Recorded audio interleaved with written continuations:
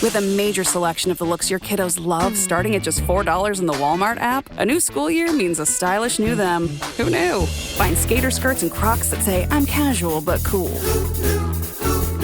Sparkly sneakers that say, it's my classroom, you're just learning in it. And preppy polos that say, I'm the teacher's pet, even if they're mommy's menace at home. Find their favorite styles starting at just $4 in the app. The Walmart you thought you knew is now new. Welcome back to Fine Tuning with Drew Taylor, your one-stop shop when it comes to animation news and commentary. I'm entertainment writer Jim Hill, and Mr. Taylor, whose writings on the industry you can regularly read over on the Wrap, and whose musings on the Mission Impossible movies you can still listen to on Light the Fuse, the official Mission Impossible podcast. Well, all right. First of all, just me this week. If you've listened to the podcast, you know that Drew's and Katie's beautiful little dog Nova had some surgery this week, and Mr. Taylor and his bride are busy being puppy parents. So just me this week. No biggie, though. He'll be back next week. Anyway, I am recording this on Monday, August 25th, which puts us, 7 days out from Labor Day 2025, which, by the way, this year falls on Monday, September 1st, the very start of the month. And by the way, Labor Day is, to most folks' way of thinking, it's when summer officially comes to a close. And summer of 2025 has been weird, at least as far as film exhibitors are concerned.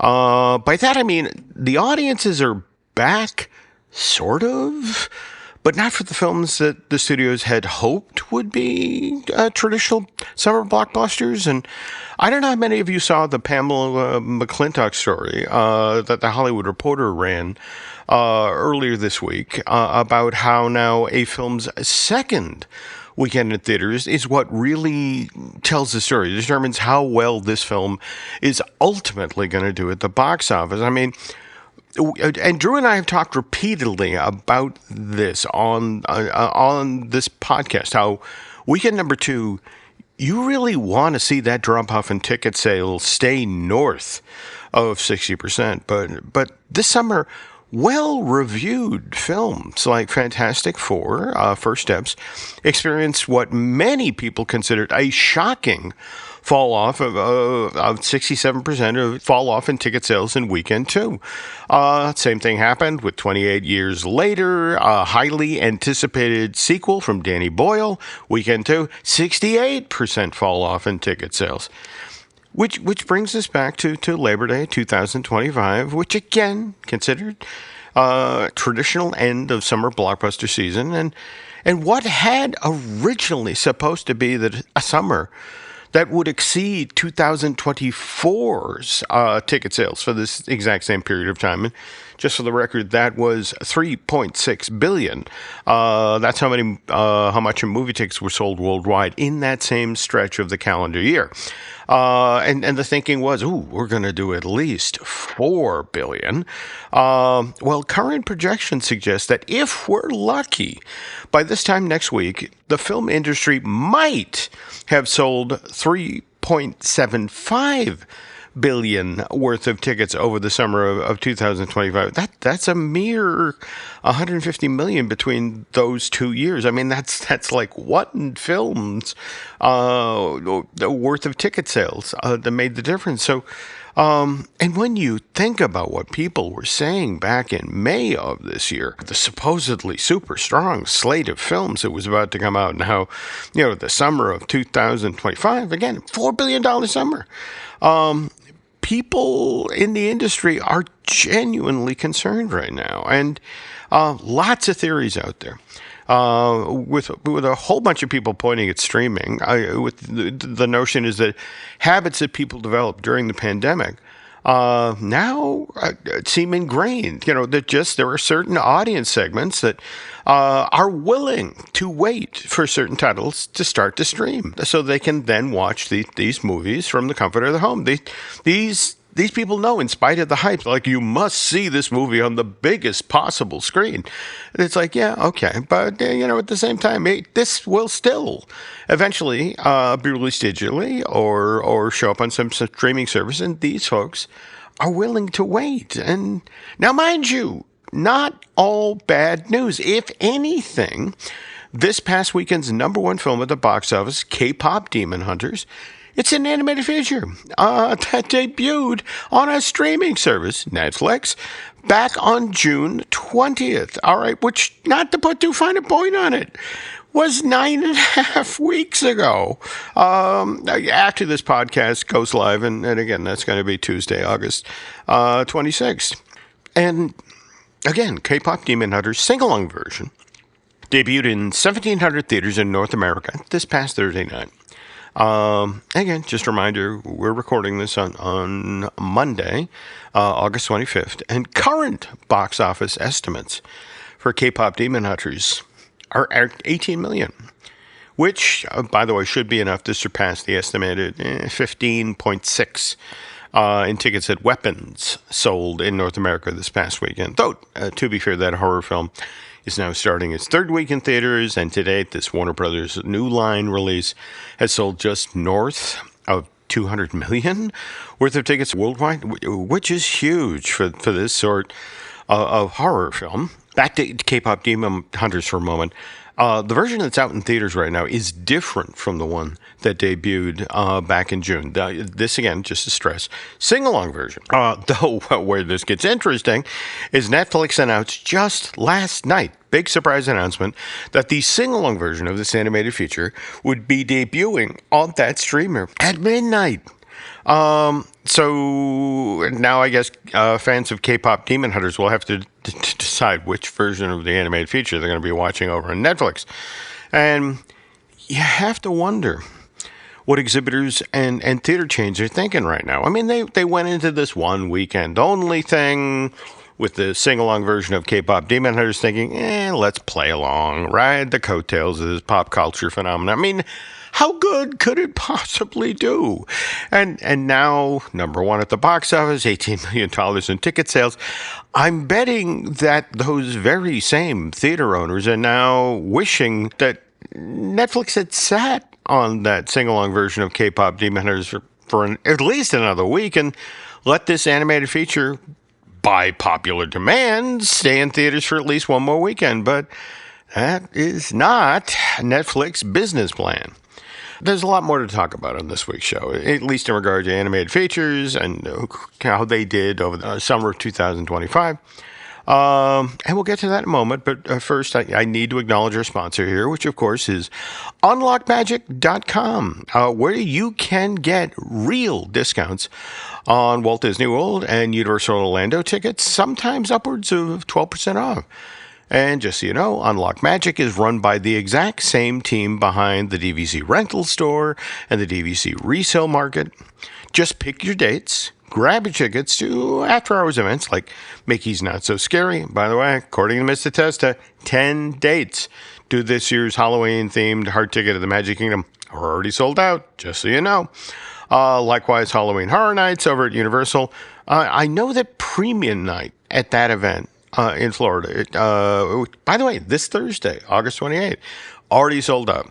Not sure about other dates for that event in Universal Studios Florida. I'll check that out, and Eric and I will talk about that later this week over at Epic Universal Podcast.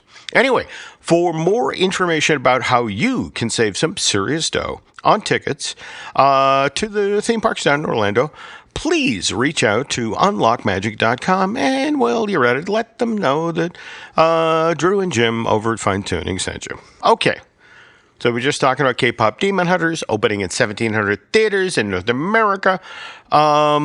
I don't know what's fascinating about this. Under any other circumstances, what we would probably be talking about right now on this podcast is that this past weekend, the English dubbed version of Ne Zha 2, which, again, I'll remind you, now the highest grossing animated film at the worldwide box office ever, with its current gross of $1.8 billion.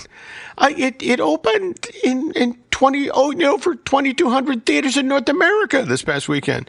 But what's going on with K-Pop Demon Hunters now seems to have thrown the North American debut of the new English dub of Ne Zha 2 into eclipse. I mean, I have yet to see any domestic box office numbers. And just so we're clear here, Ne Zha 2 to date has only sold 695,000 worth of tickets in this same territory. But again, just to be clear here, that's the version of this animated feature that featured English subtitles, but was primarily in Mandarin that went out in the country late winter, early spring of this year. Still need to get out to see Ne Zha 2. In fact, Nathan and I were talking about going out to see it this past weekend to catch the English dub version as it arrives in North American theaters. But you can probably hear from my voice that I came down with Stratus, okay, which is the COVID variant now making the rounds. By the way, am I the only one who hears the name Stratus and thinks, wow, that's got to be like the razor that gives you the closest possible shave? Anyway, and then, of course, because I'm a jerk, I also managed to give Nancy this very same cold flu virus, whatever the hell it is. So, the killer.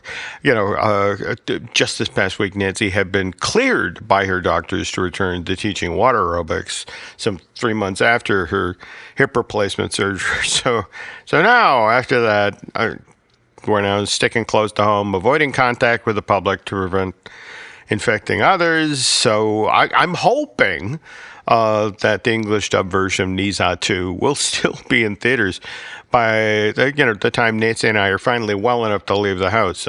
Anyway, getting back to looking at this past weekend's box office chart for North America. Bad Guys 2, estimated to come in, ticket sales-wise, in the 5th position. Gotta tell you, when you compare where the first Bad Guys movie was, box office-wise, during this point in its domestic run, Bad Guys 1 and 2 are pretty much neck and neck, ticket sales-wise. We're talking 61 million back in the late spring of 2022 versus 62.3 million in the late summer of 2025. Mind you, if you're a stickler, I broke out the inflation calculator, and as it turns out, that 61 million worth of tickets sold back in May of 2022 for North America. You take inflation into consideration, that would be today in 2025 dollars, 67 million. So what is that? A 7% difference in what Bad Guys 1 earned at this point in its domestic run versus what Bad Guys 2 has earned in North America to date. But is that really the sort of thing that's keeping executives at DreamWorks Animation up at night? I mean, if you really think about it, who could have predicted that at this point in the summer that Bad Guys 2 would find itself competing with the theatrical release of an animated film from Netflix? And again, not even the original version of that animated film. It's the sing-along version. But Bad Guys 2 having to compete for the family audience just days ahead of Labor Day. Like I said, top of the show, folks, strange summer, which we'll talk more about in a moment. But first, this. What does every USAA member have in common? Family. We're one big family who supports the military community and their eligible families. And if you, your parent, or spouse served, you could join our family and save big on auto insurance. Visit USAA.com/join today to check your eligibility. Membership eligibility and product restrictions apply and are subject to change. USAA means United Services Automobile Association and its affiliates, San Antonio, Texas. Does it ever feel like you're a marketing professional just speaking into the void? Well, with LinkedIn ads, you can know you're reaching the right decision makers. You can even target buyers by job title, industry, company, seniority, skills. Wait, did I say job title yet? Get started today and see how you can avoid the void and reach the right buyers with LinkedIn ads. We'll even give you a $100 credit on your next campaign. Get started at linkedin.com/results. Terms and conditions apply. Hey, it's Paris. You know I love sparkly things, right? Like stars. Duh. And thanks to Hilton and AutoCamp, I just slept under them. Picture me, serving looks by the fire outside my luxurious Airstream, making s'mores with the kids, while a national park is our backdrop. The great outdoors meets Hilton hospitality. That's hot. Explore all the new ways to stay at Hilton.com. Hilton for the stay. And we're back. Okay, so we're just talking about K-Pop Demon Hunters, now with the second watched film in all of Netflix history, which makes me, is Red One, the Christmas movie with Dane Johnson, still number one? Anyway, given how this sing-along version of this animated feature, which again, we mentioned earlier, debuted in the North American theaters this past Thursday, and again, now number one at the box office, you got to give credit where credit is due here. I mean, that streamer did a brilliant job of promoting K-Pop Demon Hunters in theater debut. Did things like having Ray Amy, Arden Cho, and their pal up at the top of the Empire State Building. 102-story building in New York City, which would then, with the three of them throwing the switch, was lit up in authentic K-Pop Demon Hunter colors. Meanwhile, down in Times Square, busloads of K-Pop Demon Hunters were recruited to drive around the city in those big double-decker open-top buses and serenade New Yorkers with their renditions of the songs from this animated film soundtrack. Because again, the idea here is Netflix promotional team wants to get across the idea that it's the sing-along version of K-Pop Demon Hunters that's out in theaters, so one weekend only. Which made me wonder, was this a plan all along to use the brief theatrical release of the sing-along version of K-Pop Demon Hunters to hype the fact that this very same version of this animated feature would almost immediately be showing up on the streaming service? I mean, because that's the thing. They made the announcement yesterday that at midnight, it would be available over on the streaming service. And you have to wonder if the $18 million in domestic ticket sales was enough to actually cover the cost of creating the sing-along version. Now, mind you, in this day and age, you don't have to make physical prints of a film. You just send the packet, so to speak, digitally to theaters. But anyway, okay. Back now to this animated feature from Netflix, which, by the way, according to Billboard, just spent its sixth non-consecutive week top of the charts, which means that K-Pop Demon Hunters has now officially beaten Disney's soundtrack for Frozen, as well as DreamWorks Animation soundtrack for Trolls, the original, by the way, the one from 2017. Anyway, we're talking about animated-related stuff now in and around New York, and which brings to mind, we talked a lot on this podcast about Boop the Musical, which sadly closed at the Broadhurst Theater middle of last month, even though Jasmine Amy Rogers got a Tony nomination as Best Actress for Best Actress in a Musical for her performance in the title role.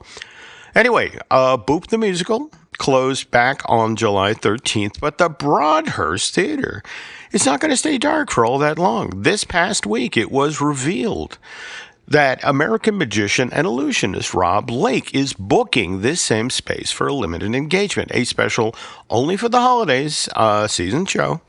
Begins previews at the Broadhurst on October 28th and then runs through January 18th of next year, 2026. So why are we talking about this in an animation news podcast? Because Rob's co-stars for this limited engagement, they're going to be the Muppets, like the really for real Muppets live on stage, which I got to tell you fascinates me because back in May of 2013, Disney Theatrical actually did a live test inside of the New Amsterdam Theater, currently the home to the Broadway musical version of Disney's Aladdin. They did a test there to see if a live action stage show could in fact be built around the Muppets. And this was a very big deal at Disney at the time. They recruited Tony Award winner Alex Timber to come direct the test. And sadly, at that time, it was determined that regular-sized Muppets, like the ones we're familiar with from the Muppet movies and the Muppet TV shows, they just weren't going to work in a traditional theatrical setting. By that, I mean as the defining feature of a full-scale Broadway musical. But that said, Disney seems to have changed its mind a little over the past 12 years. For example, late fall of 2023, a slightly larger than usual Miss Piggy and Kermit, they served at the MCs of Disney's Holidays in Hollywood show, which was presented after hours at Disney's Hollywood Studios as part of their Jollywood Nights, which was that theme park's seasonal hard ticket. And given that Disney's Holidays in Hollywood show was brought back again with Kermit and Piggy as hosts, when Jollywood Nights returned to Disney's Hollywood Studios in 2024. And these two Muppet characters will also once again be emceeing in the Theater of the Stars when the 2025 edition of the seasonal hard ticket gets underway on November 8th of this year, 2000. So maybe, given that people genuinely seem to enjoy seeing the Muppets live on stage at Jollywood Nights, maybe that made, Mouse House executives rethink their previous edict about how these characters were not ready to star on Broadway. And am I remembering this wrong? But was that actually the storyline of the Muppets Take Manhattan back in '84, that they weren't ready for Broadway? Anyway, long story short, Rob Lake Magic with special guest The Muppets. Believe it or not, that's the actual title of the show. I mean, to me, that sounds kind of like a random grouping of search terms that you plug into Google. But then again, what do I know? I'm a grumpy old man with Stratus. All right. Anyway, tickets go on sale for this limited engagement on September 4th at 10 a.m. So that's next week, folks. Pay attention.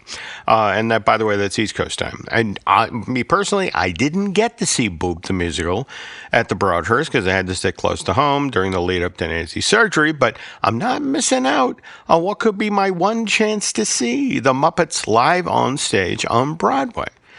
And speaking of tickets to Broadway shows, Broadway Week is being held in NYC next month from September 8th through the 21st. And yes, I know a normal week is only 7 days long, whereas Broadway Week is, for some reason, 14 days long. And I just think, don't ask questions. Just be happy that they're really good at singing and dancing and maybe not so good at the whole counting math thing. Anyway, Disney on Broadway is doing something interesting for Broadway Week this year. They're offering 2-for-1 tickets to select performances of the two shows they're currently presenting live on stage in NYC. And these are Disney's Aladdin, currently in its 11th year at the New Amsterdam, and then Disney's The Lion King, currently in its 19th year at the Minskoff Theater. Though, just to be clear, this particular production has actually been in NYC since the fall of 1997, which makes it the third longest running show in Broadway history. Anyway, these 2-for-1 tickets, again, only available for select performances September 8th through the 21st. And to be able to take advantage of this offer, you also have to know to use a code to get the deal. And this code is, grab a pen. Good. Okay. This code is first NYC, as in New York City, BW, as in Broadway Week, and then 400. And I have no idea why they're using the number 400. But again, that code for 2-for-1 tickets to Disney's The Lion King and Aladdin on Broadway, and again, stressing here, offer only good for select performances September 8th through the 21st, is NYC BW 400, all one word. And speaking of things that animation fans who are visiting New York City this fall should probably be buying tickets to right now, well, to be honest, this is a subway ride away from Manhattan. It's actually being staged out in the New York Botanical Gardens, which is out in the Bronx. But they're bringing back Tim Burton's Nightmare Before Christmas Light Trail. I went to this last year, early November, with my pal Flo Doyle and my niece Gia, and we all loved it. By the way, this year's edition of this walkthrough attraction promises more scenes, more songs, more fun, but more importantly, merch, which evidently was the number one complaint for those who experienced the inaugural edition of Tim Burton's The Nightmare Before Christmas Light Trail. There was no swag to take home and brag to your friends. Oh yeah, I did that. Look at the cool t-shirt I got. Anyway, this thing only runs for 10 weeks. It gets underway on September 25th after dusk, and then only runs through November 30th. And if you're a Nightmare fan, well, you owe it to yourself to do Tim Burton's The Nightmare Before Christmas Light Trail in person, at least once. Oh, and since we're now sending animation fans who are visiting New York off to the boroughs for side quests, if you're a Black Cauldron fan, you need to be at the Museum of the Moving Image, which is located in Queens, on Saturday, October 11th, because starting at 1 p.m., the museum will be showing, in 35 millimeter no less, the Black Cauldron in its entirety in honor of this animated film's 40th anniversary. Better yet, after the screening, Neil O'Brien, the author of After Disney, Toil, Trouble, and the Transformation of America's Favorite Media Company, great book, by the way, he'll be hosting a discussion of how this deeply flawed but still fascinating animated feature came to be. And then, if you like, you can even get Neil to autograph your copy of After Disney. So how cool is that? Okay, I think I've now officially listed everything of interest to animation fans that's going on in the 5 boroughs this fall. In a moment, I'll reset my GPS, and we can then talk about some animation-related stuff that's happening elsewhere in the country. But first, this.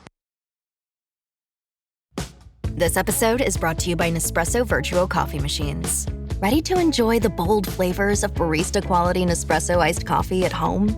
Simply fill a glass with ice and press the brew button on your Virtuo Pop machine to enjoy rich double espressos roasted to stand up even when chilled. Refreshingly bold iced coffee. Refreshingly easy to make at home. Visit Nespresso.com to shop now. New season, new chaos in college football. Let's go! Big stage, big opportunity. This Labor Day weekend, the wildness lives on ABC, ESPN, and the all-new ESPN app. What a way to start! Featuring top 10 teams like Clemson, Notre Dame, Alabama, and LSU, and Bill Belichick's debut at North Carolina. It's so special when these teams collide. Don't miss a lineup filled with electric matchups. Welcome back to college football. Kickoff week presented by Modelo. Labor Day weekend on ESPN and ABC. Also available to stream on the all-new ESPN app. Lowe's knows that no matter your paint project, saving is at the top of your list. That's why when you shop today, you can buy one, get one free. Select Valspar and HGTV Home by Sherwin-Williams. One coat coverage interior paints via rebate. Shop these deals in-store or online today at Lowe's. We help, you save. Selection varies by location. While supplies last. Discount taken at time of purchase. See sales associate for details. Offer valid 8/21 through 9/3. And we're back. Okay, you know me, folks. I love animation-related books. Case in point, I just got my copy of Smurfs, The Art of Smurfs, which is Matt Murray's look at the making of this Paramount animation production, which hits theaters middle of last month. IDW published this handsome 200-page hardcover back on July 29th. My copy just showed up in the mail Friday. Smurfs, The Art of Smurfs. Okay, I know that title is right out of the Department of Redundancy department, but don't hold that against it. Again, the book is well written. It's thoughtfully put together. It'll make a fine addition to any feature animation fan's reference library, if you're building one. Of course, I don't just, spend time on Amazon when I'm looking for books. I also spend entirely too much time and money over on eBay. I mean, for example, just this past week, I scored a copy of The Fearless Art of Mike Gabriel, which is this 96-page long softcover catalog of the works of legendary Disney animation director and art director Mike Gabriel. Now, mind you, if I had been on hand when The Fearless Art of Mike Gabriel first went on sale, that would have been back 2015 at the 7th annual presentation of CTNX, I probably would have been able to get this softcover for what, a fourth of what I paid? No matter. I'm still going to treasure this thing when it finally gets here because it's got examples of Mike's early development work on never completed things like Chris Sanders' American Dog, as well as The Snow Queen, which was what the early version of Disney Frozen was called, back when Elsa was still the villain, and more to the point, Bette Midler was supposed to voice this film's title character, the Snow Queen. All right. Anyway, this year's edition of CTNX will be held November 20th through the 23rd at the Burbank Airport Marriott Hotel, which is on Hollywood Way. And it's a genuinely great place to meet up with some of your animation heroes, as well as encounter many of these industries' rising young talents. Now, tickets are on sale right now, so if you're going to be out west that week, just before Thanksgiving, don't miss out on the 17th edition of CTNX. And if you see some cool catalogs, let me know, okay? And speaking of things in November, this past week we learned that Warner Brothers Pictures is moving its CG animated version of The Cat in the Hat, which had previously been announced as arriving in theaters in late February of next year. It's now going to bow on November 6, 2026, which makes me a teeny bit sad. I mean, I really loved the teaser trailer for this Alessandro Carlini and Erica Rivinola's a film that got released last month. So, I was honestly looking forward to seeing this Warner Brothers Pictures production sooner rather than later, but good things come to those who wait, I guess.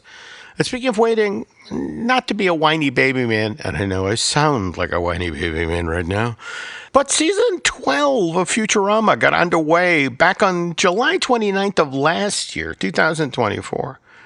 Whereas when it comes to season 13 of this acclaimed animated sci-fi comedy, we're still more than 2 weeks out from finally getting another pile of Futurama goodness dropping over on Hulu.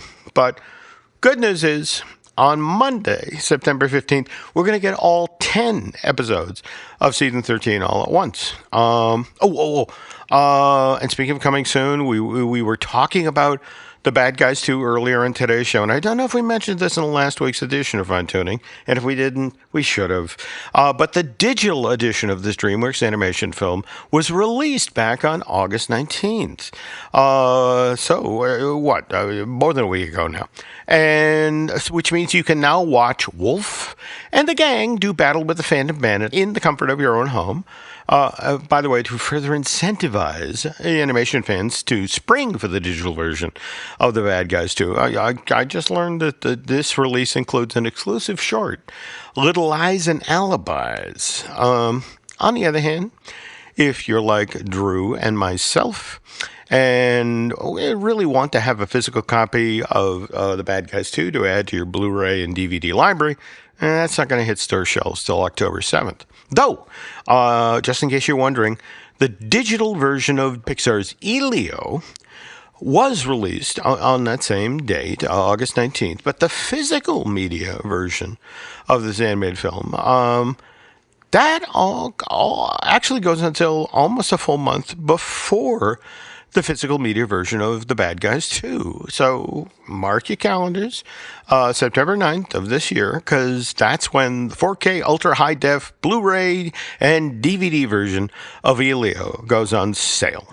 And I'm also being told that the Smart Money is on Pixar's Elio, showing up on Disney Plus roughly 3 weeks after that. I mean, again, when the physical media hits store shelves. So what is that? late September, early October. Look at me. I'm making fun of Broadway people because they can't do math, and I can't do math. All right, anyway, back to New York now. We were talking about the Muppets. Likewise, the Museum of the Moving Image, which is why I would be remiss if I didn't mention, well, first of all, ongoing at this nearly 100,000 square foot facility in Queens is the Jim Henson exhibit, which features 300 objects, including 47 full-size puppets. I've been trying to get down to Queens to see this thing since the Jim Henson exhibit first opened at the Museum of Moving Image back in July of 2017. But that 40th anniversary of the Black Cauldron screening and Neil O'Brien's talk afterwards finally given me the excuse I've been looking for. But on the other hand, if you're a Muppets fan and are looking for a reason to visit the Museum of Moving Image. And again, remember, got your Jim Henson exhibit there. Let me tip the scale. Put a thumb on there for you. You might want to consider traveling out to Queens on either September 20th or the 21st, because that's when they're going to be holding their annual Jim Henson birthday event. And this time around, they're also going to be celebrating the 70th anniversary of the founding of the Jim Henson Company, and there'll be a special film and video compilation that will supposedly highlight the 70 greatest moments in Henson history. Going to be book signings. There's going to be live music in the courtyard. There's going to be special guests. It sounds like quite the to-do. And speaking of having things to do, well, again, Mr. Taylor is busy taking care of Nova. And again, we all want to send nice thoughts that way for that little doggy. I should probably go invest in stock and Kleenex. So let me go do that, and then we'll just begin to close up shop here on this week's edition of Fine Tuning.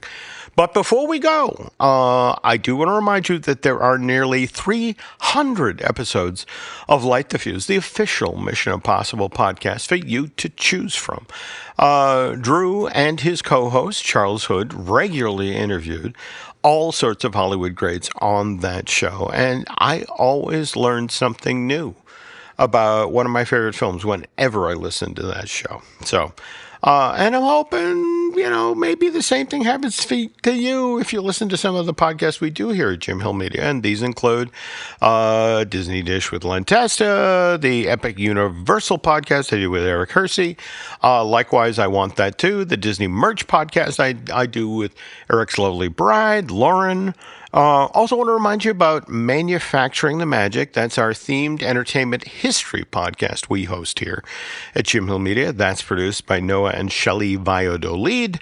And a brand new episode of this always excellent and educational series will be posted this coming Saturday, August 30th. And the day after that, well, that's when Patreon subscribers should be able to get the next episode of Disney Impact that Len Testa, veteran Imagineer Jim Schul, and I recorded early this month. This one's about the Main Street Opera House at Disneyland. Also, Mr. Schul and I are already hard at work on next month's Disney Impact show, which is a credit to Mr. Schul because he's also busy with his own channel over on YouTube, Disney Journey. Great stuff over there. Go be sure and check it out. Let's see. And the next month's Disney Impact, that's going to take you inside of all the corporate lounges that the Imagineers built for Epcot's original corporate sponsors. Okay, so as we run for the curtain here, I also want to thank Eric Hersey and David Gray for the great job they do when it comes to editing and producing the podcast here at Jim Hill Media. Let's see, what else? Want to ask a favor of you folks? Could you please head over to Apple Podcasts and rate and review this show as well as Light the Fuse? And if you want to keep tabs on us social media-wise, Drew, you can see what he's up to by it's Drew Tailored, like a tailored shirt. He's on X and Instagram. Whereas me, you can find me on X and Instagram as Jim Hill Media, and then over on Facebook as Jim Hill Media News. And just so you know, on next week's show, again, Mr. Taylor will be back.